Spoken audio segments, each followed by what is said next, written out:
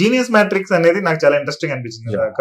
అది అసలు ఏంటి, అసలు ఏ ఏజ్ గ్రూప్ కి అది వర్కౌట్ అవుతుంది అండ్ అది లైఫ్ లో అసలు ఎలా ఇంపాక్ట్ చేస్తుంది? ఫస్ట్ నేను ఇందాక మీరు చెప్పినట్లే మ్యాట్రిక్స్, మనము ఒక చట్టంలో ఒక ఫ్రేమ్ వర్క్ లో ఉంటామండి. పుట్టినప్పటి నుంచి కూడా ఒక ఫ్రేమ్ వర్క్ లో ఉంటాం. ఈ ఫ్రేమ్ అంటే ఈ ఫ్రేమ్ వర్క్ ఎక్కడి నుంచి వస్తుందంటే మనకు మన పేరెంట్స్ నుంచి వస్తుంది మెయిన్ గా. We never dare to go beyond that. దాన్ని క్వశ్చన్ చేయం మనం. పేరెంట్స్ చెప్పిన మాటలు కానీ, పేరెంట్స్ నుంచి మనం అడాప్ట్ చేసిన ఫ్రేమ్ వర్క్ ని కానీ బియాండ్ దట్ వెళ్ళని మనం ప్రయత్నించాం. మెజారిటీ అసలు మన క్వశ్చనింగ్ అంటేనే పనిష్మెంట్ అన్నట్టు స్కూల్లోనే. దానికి చిన్న ఉదాహరణ ఏంటంటే స్కూల్లో క్వశ్చన్ ఎలా ఎంకరేజ్ చేయరు. Majority of the people they want to get a good job. Job లో ఏముంది చెప్పండి మీరు? సెక్యూరిటీ. అంతే.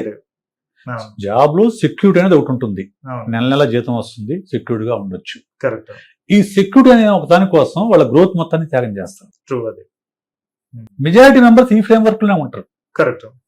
అందరూ జాబ్ చేస్తున్నారు, నేను కూడా జాబ్ చేయాలి, మంచి జాబ్ కావాలి. కానీ క్వశ్చన్ చేసేవాడు బయటకు వెళ్తాడండి. నేను కూడా బయటకు వచ్చా కాబట్టి అదే నేను చెప్తుంది. క్వశ్చన్ చేసే వాళ్ళు ఎంతమంది ఉంటారు? కరెక్ట్, చాలా తక్కువ మంది ఉంటారు.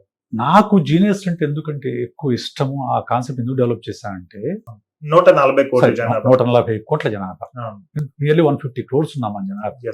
రైట్, మన వాళ్ళు క్రాస్ చేసేస్తారు కదా. ఇంత జనాభాలో ఇప్పటివరకు మనకు వచ్చిన నోబెల్ ప్రైజెస్ ఏంటండి? చాలా rare. I think double digit, less than 20 అనుకుంటా. భారతీయ సంతతి ఉన్న వాళ్ళు తీసుకోండొచ్చు. నేను ఇజ్రాయెల్ గురించి విన్నప్పుడు వాళ్ళు 180 ఎన్నో వచ్చాయి నోబెల్ ప్రైజెస్ ఈ టైప్ లో. వాళ్ళ జనాభా ఎంత? కోటి. మన జనాభా ఎంత? 150 కోట్లు. మనకి ఇండియాలో తీసుకున్న నోబెల్ ప్రైజ్ 2-3 కంటే ఎక్కువ లేవు. రవీంద్రనాథ్ ఠాగూర్ ఒకటి ఉంది, ఇంకేదో ఒకటి ఉంటుంది. మిగతా వాళ్ళు మన వాళ్ళు అయినా కానీ బయటకు వెళ్ళి అక్కడ రీసెర్చ్ చేసి తీసుకున్న నోబెల్ ప్రైజ్ తప్ప అది మనం క్లెయిమ్ చేసుకుంటాం భారతీయులు అని చెప్పేసి. క్లెయిమ్ చేసుకోకూడదు కానీ దానికి. ఓకే, మనకు వచ్చిన ఒలింపిక్ మెడల్స్ అవి కూడా చాలా తక్కువ కదా. బయట వాళ్ళందరికీ 20-30 వస్తే మనకు ఒకటి వస్తుంది. ఎందుకని? ఎంకరేజ్ చేయరు. Because of conventional thinking. Conventional thinking. మనము ఈ ట్రెడిషనల్స్ కి, వాల్యూస్, వీటన్నిటి మీద పడి మనం కన్వెన్షన్స్ లో బతికేస్తూ ఉంటాం. ఈ ప్రపంచం మొత్తం కూడా మెజారిటీ అలాగే బతికేస్తూ ఉంటుంది. కొంతమంది మాత్రమే ఈ బ్యారియర్స్ ని, ఈ ఫ్రేమ్ వర్క్ ని బ్రేక్ చేసి ముందుకెళ్తాడు. వాడు కొత్త సిద్ధాంతం కనిపెడతాడు, అంటే కొత్త ఇన్వెన్షన్ చేస్తాడు, కొత్త డిస్కవరీ చేస్తాడు, అంటే కొత్త కంపెనీ పెడతాడు. వాడు రూల్ బ్రేకర్ అవుతాడు, వాడు పాత్ మేకర్ అవుతాడు, వాడు జీనియస్ అవుతాడు. Great example. యాక్చువల్లీ నాకు ఐడియా లేదు ఇది. వాడు జీనియస్ అవుతాడు, వాడిని మనం జీనియస్ అంటాం. ఇప్పుడు మన అందరం కూడా కొద్ది మంది మేధావుల యొక్క మేధస్సు మీద ఆధారపడి బతికేస్తున్నాం. Correct, simple. మనకు ఉపయోగపడే వస్తువుని కనుక్కుంది కొద్దిమంది కనుక్కున్నారు, మనం వాటిని వాడుకుంటున్నాం. They are producers and we are users. Right. Even చాలా మంది థింక్ చేయడానికి కూడా ఆలోచించారు. మనం ఫాలోవర్స్ మాత్రమే, థింకర్స్ కాదు. మనకు చదువు నేర్పేది ఫాలోయింగ్ నేర్పిస్తుంది, థింకింగ్ నేర్పించదు మనకు. కరెక్ట్. మన education system all over the world, especially in India, education system depends on the memory and recollection, not on thinking. Thinking ఇష్టపడరు అసలు. ఫస్ట్ పాయింట్, మన వాళ్ళు థింకింగ్ ఇష్టపడరు, ఎంకరేజ్ చేయరు. క్వశ్చన్ లేకుండా థింకింగ్ ఎక్కడి నుంచి వస్తుంది? థింకింగ్ లేకుండా క్వశ్చన్ ఎంకరేజ్ చేసే స్కూల్స్ ఎన్ని ఉన్నాయి? అసలు లేవు కదా, నాకు తెలిసి ఎప్పుడు వినలేదు కూడా. ఇచ్చింది చదువుకో, అంతే. గుర్తు పెట్టుకో, ఎగ్జామ్ రాయి. ఎవడు ఎక్కువ బాగా ఆన్సర్ రాస్తే గుర్తు పెట్టుకున్నట్టు వాడికి ఫస్ట్ మార్క్. ఫస్ట్ మార్క్ వస్తే వాడు మేధావి. He just passed out from bits plan. వాడు చెప్తున్నాడు, వాళ్ళ క్లాస్మేట్ ఒకడు ఉన్నాడు, వైజాగ్ అంట వాడి. 10th క్లాస్ లో వైజాగ్ ఫస్ట్ వస్తే వైజాగ్ సిటీ మొత్తం వాడి హోర్డింగ్స్ పెట్టారట. వాడు చేరిన కాలేజీలో ఒక 50 మంది పిల్లలు చేరంట వాళ్ళ క్లాస్ మీద. అంటే వాడు చేరాడు కాబట్టి ఆ కాలేజీ మంచిదే ఉంటుందని చెప్పేసి. Is a role model. Intermediate వాళ్ళ పేరెంట్స్ వాడిని 8th క్లాస్ నుంచి ఐఐటి జేఈలోకి తోసి చేశారు. ఇంటర్మీడియట్ లో వాడు ఒక్క సండే నాకు సెలవు ఉండనా అని చెప్పి బతిలాడుకున్నాడు, బెగ్ చేశాడంట. సరే సెలవు ఎట్లా అవుతుంది? సరే అట్ లాస్ట్ వాడికి ఐఐటి రాలేదు, బిట్స్ లో జాయిన్ అయ్యాడు. బిట్స్ వచ్చిన దగ్గర నుంచి వాడు అంటే టోటల్ ఫ్రీడమ్. గాలి పీల్చుకుని ఉంటాడు. ఎందుకంటే ఏదో ఒక సినిమాలో ఒక డైలాగ్ ఉంటది, మిత్రమా స్వాతంత్రం వచ్చింది మిత్రమా అంటదే. అలాగా వాడు గాలి పీల్చుకొని చివరికి వాడు జీపీ 5 అంతా వచ్చేస్తుంది. ఓకే. వాడికి ఫ్రీడమ్ ఇంపార్ట్ అనిపించింది చదువు కంటే కూడా. అంటే 12 ఏళ్ళప్పుడు చదివి సరే చిరాకు వచ్చేసింది చదువు అంటే. చిరాకు వచ్చింది. This is what we are doing, making mistakes. More pressure to the kids. More pressure to the kids. Of course society మూలంగా అందరూ ప్రెషర్ లోనే ఉంటారు. అందున్నారు. సో అది కాదు, marks and ranks are always the by products. Okay. Marks and ranks are by products of a good mindset. Correct definition. And genius matrix ఎలా దీనిలో work out అవుతుంది?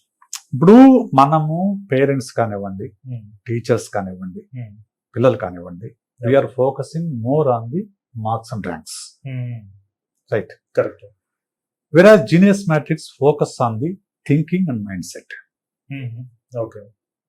We focus on developing the genius thinking in the children. Okay. అది ఎట్లా సాధ్యం అవుతుందని question రావచ్చు. ఎలా సాధ్యం అవుతుంది? రెండో క్వశ్చన్ వచ్చేటప్పటికి దీనికి అసలు ఎంత టైం పడుతుంది కిడ్స్ లో ఇంప్లిమెంట్ చేయాలంటే? సో ఎలా సాధ్యం అవుతుందంటే, ఇప్పుడు మీరున్నారు, మీ ఆలోచనలు, మీ అలవాట్లు, మీ బిలీఫ్స్, మీ వాల్యూస్ ఎక్కడి నుంచి వచ్చాయి?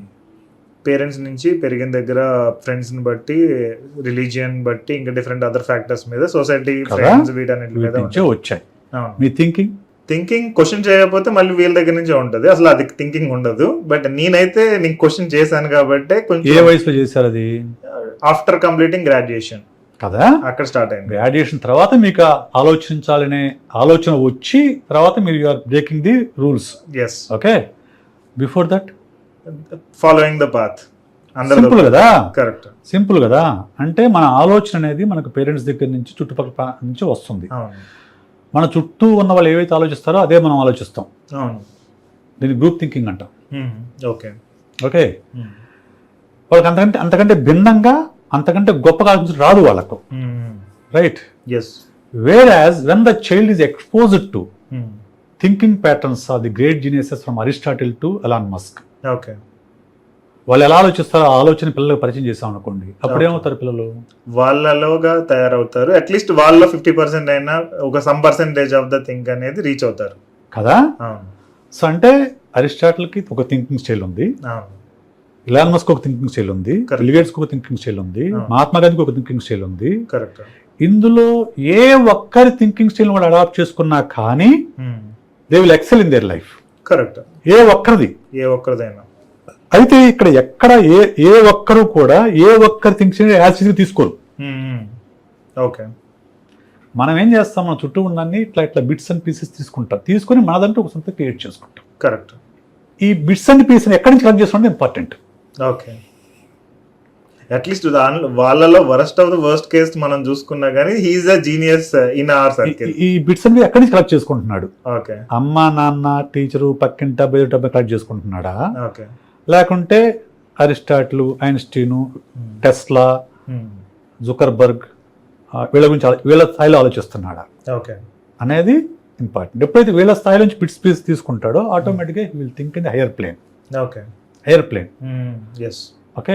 బై డిఫాల్ట్ హైయర్ ప్లేన్ ఆలోచిస్తాడు. సో జాబ్ కంటే కూడా వాడు ఒక కొత్తది ఏదైనా కనుక్కోవాలని ఆలోచన వస్తుంది, కొత్తది ఏదైనా క్రియేట్ చేయాలి, I need to do something phenomenal అనే ఒక ఆలోచన వస్తుంది. ఆలోచిస్తాడు first point. And more over genius అంటే ఒక గొప్ప తెలివితేటలో జీనియస్ కాదండి. చాలా మందికి ఉన్న ఒక రాంగ్ నోషన్ అది. హై ఐక్యూ ఉంటే జీనియస్ అనేది మామూలుగా సైకాలజీ కూడా అదే చెప్తారు. 140+ ఐక్యూ ఉంటే is considered as genius. But when I was studying on the geniuses I have seen many people. మనకు ఒక చెప్తానండి, మెన్స్ అనే ఒక ఆర్గనైజేషన్ ఉంది. హై ఇంటెలిజెన్స్ ఉన్న వాళ్ళ కోసం వాళ్ళు ఒక టెస్ట్ కండక్ట్ చేసి దాంట్లో మెంబర్షిప్ ఇస్తారు. రైట్, మెన్సా అని చెప్పేసి.